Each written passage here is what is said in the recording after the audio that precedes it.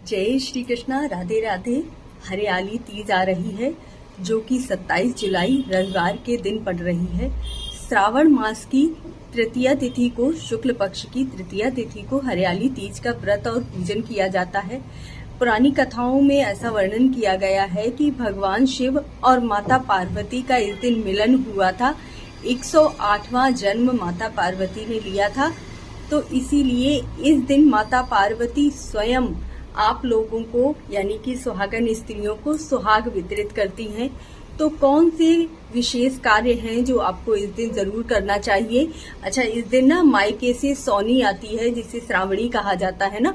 मेरे गांव की भाषा में उसे सौनी कहा जाता है। आपके यहाँ क्या कहा जाता है कमेंट करके जरूर बताइएगा।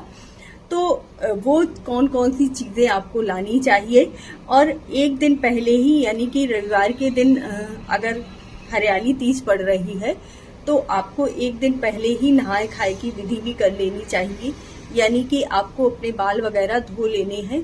तो बहुत से ऐसे नियम हैं, बहुत सी ऐसी चीजें हैं जो मैं आपको बताऊंगी। वीडियो से पूरी तरह से जुड़े रहिएगा, चैनल को सब्सक्राइब जरूर कर लीजिएगा। और आपको मैं ये भी बताऊंगी कि मेरे घर से श्रावणी में क्या क्या चीजें आई हैं, तो वो भी जरूर देखिएगा। चैनल को सब्सक्राइब जरूर कर लीजिएगा। तो सबसे पहले तो ये जान लीजिए कि 27 जुलाई रविवार के दिन सावन की तीज पड़ रही है, और यह व्रत सभी सुहागन स्त्रियां पूरे श्रद्धा भाव के साथ माता गौरी के लिए करती हैं, क्योंकि माता गौरी आपका सुहाग अखंड रखती हैं, आपके घर में सुख और समृद्धि लाती हैं। और साथ में ही शिवजी भगवान की पूजा की जाती है। प्रथम पूज्य होते हैं गणेश भगवान, इसीलिए गणेश भगवान का पूजन करना बहुत ही उत्तम माना जाता है।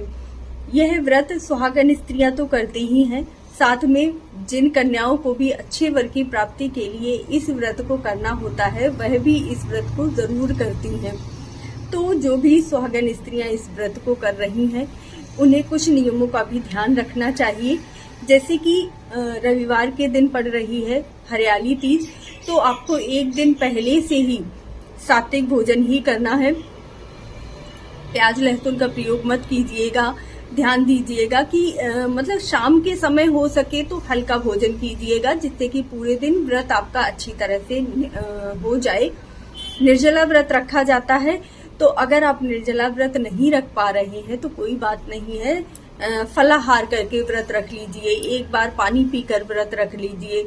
देखिए, कोई भी व्रत होता है ना, तो उसमें ये बहुत जरूरी होता है कि आप अपने तन को और अपने मन को कितना कंट्रोल कर पा रहे हैं, है ना। जितना ज्यादा समय आप पूजा पाठ में, पूजा अर्चना में लगाएंगे ना, उतना ही आपका व्रत ज्यादा सफल होता है। तो इसीलिए कहा जाता है कि आप ज्यादा हैवी खाना खा लेंगे या कुछ तला भुना खाते हैं तो फिर आपका मन ही नहीं लगेगा पूजा में। इसलिए कहा जाता है कि हल्का भोजन कीजिए। तो अगर आप दवाई वगैरह खाते हैं और व्रत नहीं रह पाते हैं तो आप हल्का भोजन करके या फिर एक समय भोजन करके आप व्रत को रहिएगा। अब भोजन में खाना नहीं खाना है, फल खा लीजिए, दूध पी लीजिए, चाय पी लीजिए, ये चीजें खा सकते हैं। और नहाए खाए की प्रक्रिया में आपको सबसे पहले क्या करना है कि एक दिन पहले ही आपको स्नान, सिर धुलना है। सिर धुलने का बहुत महत्व होता है। हमारे यहाँ क्या होता है ना, जैसे शनिवार के दिन अभी पड़ रही है तो आप थोड़ी सी काले तिल डालकर स्नान कर लीजिएगा।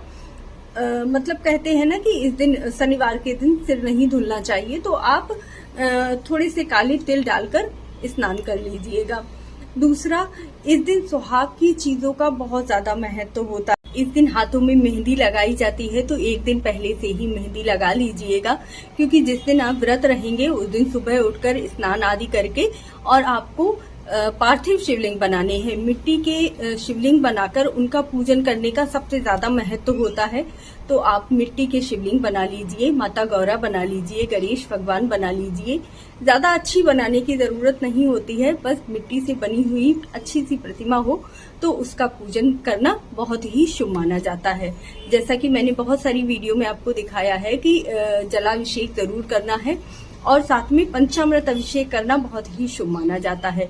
और इसके साथ ही माता गौरा को आपको सुहाग की सामग्री इस दिन जरूर अर्पित करनी है, और माता गौरा से सुहाग जरूर लेना है।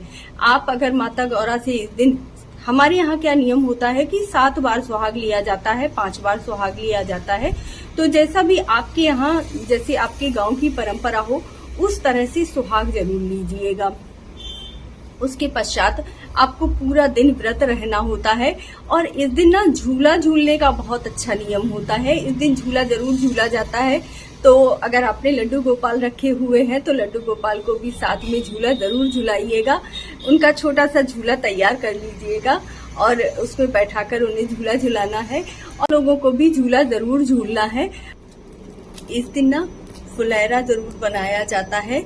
माता पार्वती और जहाँ शिवजी भगवान का मंदिर होता है वहां पर फूलों से सजाया जाता है मंडप। तो अगर आप व्रत नहीं रह पाते हैं ना, तब भी ये कहा जाता है कि अगर आप जो स्त्रियां पूजा कर रही हैं उनके पास जाकर सुहाग ले लेती हैं और साथ में उस फुलैरा को टच कर लेती हैं ना, तब भी आपको अखंड सौभाग्य का वरदान प्राप्त हो जाता है। देखिए, सब कुछ सच्चे भाव पर निर्धारित है। आप जितने सच्चे भाव से जो भी कार्य करते हैं ना, उसका आपको फल जरूर मिलता है, चाहे थोड़ा मिले और चाहे ज्यादा मिले। तो व्रत रह पाते हैं तो बहुत अच्छी बात है। अगर व्रत नहीं रह पाते हैं तो यह छोटा सा एक कार्य जरूर कर लीजिएगा जाकर। बहुत सी स्त्रियां हैं जो बिजनेस करती हैं, व्यापार करती हैं, जॉब में जाती हैं, तो उनके पास अगर इतना समय नहीं होता है तो यह छोटा सा कार्य आप जरूर कर लीजिएगा। अभी स्त्रियां हरियाली तीज का व्रत कर रही हैं, उन्हें हमेशा ही करना होता है। जैसे कि मासिक धर्म आ गया तो आप इस व्रत को छोड़ नहीं सकते हैं, व्रत जरूर रहिएगा। पूजन कोई और कर सकता है और इसके साथ ही आप मंत्रों का जाप और पूजा अर्चन कर लीजिएगा। बस आपको शिवलिंग भगवान को या माता पार्वती को छूना नहीं है। मंदिर से बाहर निकलकर बैठ सकते हैं। मतलब जो प्रांगण होता है ना मंदिर का, वहां पर बैठकर आप सिर्फ भगवान का नाम का ध्यान और पूजन कर सकते हैं। और इसके साथ ही आप किसी भी कन्या को लेकर जाइए, उनके हाथों से सुहाग सामग्री चढ़वा दीजिए, पंचामृत अभिषेक करवा दीजिए। ये कार्य आप कर सकते हैं। किसी भी कन्या से करवा सकते हैं या फिर आपके घर में कोई है उनसे भी ये कार्य करवा सकते हैं। तो इस तरीके से पूरा दिन और रात्रि में भी जागरण करके ही इस व्रत को रहा जाता है, तभी इसका ज्यादा फल आपको प्राप्त होता है। पूरी रात कीर्तन वगैरह होता है। उसके बाद सुबह के समय दोबारा से आपको सुहाग सामग्री लेनी होती है, सुहाग सामग्री अर्पित करनी होती है और अपने सिंदूरे से सुहाग लेना होता है। और जिस तरह से आपने पहले पूजन किया है भगवान भोलेनाथ का और माता पार्वती का, वैसे ही आप पूजन करेंगे। उसके बाद ही आप अपने व्रत को खोलते हैं। इस दिन आपको माता पार्वती को सुहाग की सामग्री जरूर अर्पित करनी चाहिए।